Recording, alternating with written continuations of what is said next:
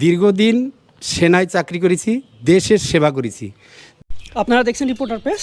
বর্তমানে আমরা করিমপুর ৭৭ নম্বর বিধানসভায় আছি এবং করিমপুর ৭৭ নম্বর বিধানসভার করিমপুরে টোটাল ৯টা প্রার্থী আছে, দুটো নির্দল থেকে, পাশাপাশি ইনি নির্দল থেকে দাঁড়িয়েছে, ইনি এক্স আর্মি। আজকে তার সঙ্গেই কথা বলবো। দল থেকে দাঁড়ানোর ভাবনা কিভাবে এলো? করিমপুর ৭৭ নম্বর বিধানসভায় আমি নির্দল প্রার্থীর থেকে দাঁড়িয়েছি। আমার সিম্পল হচ্ছে ফুলকপি। আমার সিদ্ধান্তটা এটাই যে আমি মানুষের কাছে যেতে চাই, মানুষের উন্নয়নটা করতে চাই। যে মানুষটা আমার কাছে আসলে হয়তো সেই জিনিসটা বলবে, আমি তার পরিবর্তে যদি আমি জিতি, যদি কোনো দিন আমি এই করিমপুর ৭৭ নম্বর বিধানসভায় কোনো দিন যদি আমি বিধায়ক হয়ে দাঁড়াতে পারি, তাইলে আমার ফার্স্ট উন্নয়ন হবে করিমপুর টু কৃষ্ণনগর রেল লাইনটা। এটা মানুষের সব থেকে মারাত্মপূর্ণ এবং মানুষের যে জনসংখ্যা, মানুষের একটা যে ক্ষোভ, সেটা আমি যদি দূর করতে পারি, তাইলে আমি অত্যন্তভাবে সেটা করতে চাই এবং করব।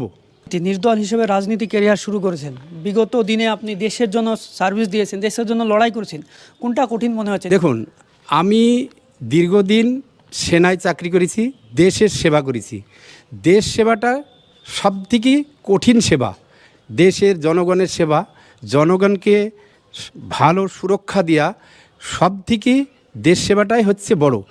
দ্বিতীয় কথা, যে রাজনীতির কথা বলছেন, রাজনীতিটা হচ্ছে এখন মানুষের কাছে খেলনা হিসাব।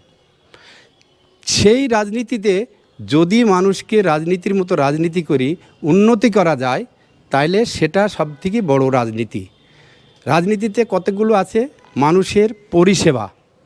পরিষেবা হচ্ছে স্বাস্থ্যসেবা, স্বাস্থ্যের উন্নতি করা, হসপিটাল, যেরকম ধরেন রাস্তা, পরিবহনকে এক থেকে অন্য রাষ্ট্রের দিকে পাঠানো এবং অন্য জায়গায় নিয়ে আসা, অন্য জায়গায় দেওয়া, এটাই হচ্ছে মানুষের কাছে রাজনীতির মূল সেবা।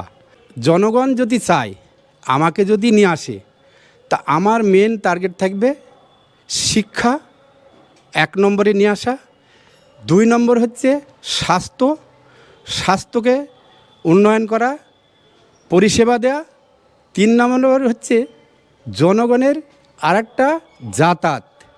এই যে আমরা দীর্ঘদিন ধরে বিছড়ি আছি এই করিমপুর ৭৭ নম্বর বিধানসভা এবং ৭৮ নম্বর বিধানসভা এবং ৭৯ নম্বর বিধানসভা, যেটা নাকাশিপাড়া টু আপনার তেহট্ট করিমপুর। শাসক সহ বিরোধীরা সব প্রচার করছে, কিন্তু আপনার প্রতীক থাকা সত্ত্বেও, ফুলকপি প্রতীক থাকা সত্ত্বেও আপনাকে সেইভাবে প্রচারে দেখছি না জনসম্মুখে। যেহেতু জনগণ আমাকে চিনে, আমি সেই জন্যে প্রচারে বেড়াচ্ছি। জনগণের মত, জনগণের সেটা জনগণ যদি চায় আমাকে একটা ভোট দিবে, আমি জনগণের ভোটে যদি জিতি, তাইলে আমার প্রতিজ্ঞা, আমার প্রতিশ্রুতি যেটা আমি বললাম সেটা আমি করব।